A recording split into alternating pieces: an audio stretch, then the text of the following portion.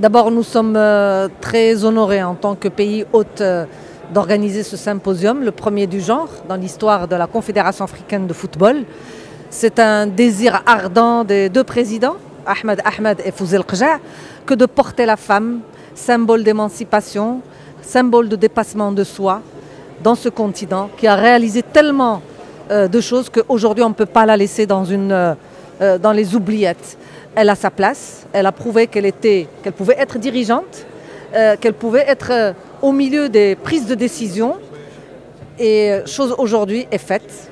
Ce symposium a lieu à Marrakech, au Maroc, terre d'ouverture, avec le patronage de Sa Majesté, avec des discours exceptionnels, tellement forts, tellement significatifs, qu'aujourd'hui, nous espérons que cette étape puisse être le début d'un élan unique pour ce continent qui mérite que la femme soit propulsée à des niveaux encore supérieurs.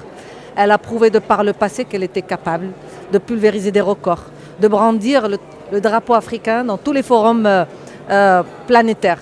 Et il est de notre responsabilité aujourd'hui, à travers ce symposium et les ateliers qui seront organisés et tenus incessamment sous peu cet après-midi, et qui vont traiter des points tellement importants en allant de la gouvernance au financement, aux ressources humaines, à l'entraînement, à la formation continue, à votre rôle de média, au sponsoring, et la liste est longue.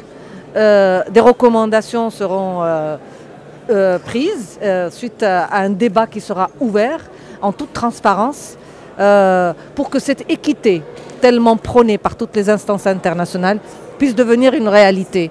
Je souhaite de tout mon cœur que les recommandations qui seront élaborées durant ces 2 journées de travaux, que ces recommandations puissent être exécutées dans un avenir extrêmement proche.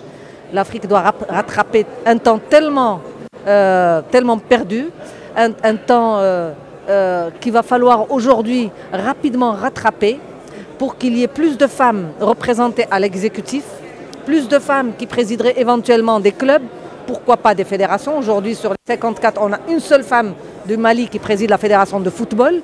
J'aimerais également voir des femmes devenir secrétaire générale de ces fédérations et pourquoi pas présidente d'une confédération africaine dans un avenir. Et ceci, c'est des rêves qui peuvent être aussi des réalités, pourquoi pas. J'aimerais également voir que cette participation désirée, souhaitée par la Fédération internationale de football, qui est d'atteindre 16 millions de participants d'ici 2026, puisse commencer depuis l'Afrique, qui regorge de potentialités. Cette Afrique qui est tellement riche en jeunesse, qui n'attend que qu'on lui tende la main pour faire le pas et briser le tabou. Ce tabou qui est tellement ancré dans la mentalité de nos hommes et de nos femmes, que de voir les femmes rester chez elles plutôt que de taper dans un ballon, que aller courir, que pratiquer du sport de manière générale, qui est un droit fondamental pour tout individu. Le sport a des valeurs illimitées concernant quand il s'agit de forger une personnalité, quand il s'agit de rendre quelqu'un tellement fort aujourd'hui, plus fort demain.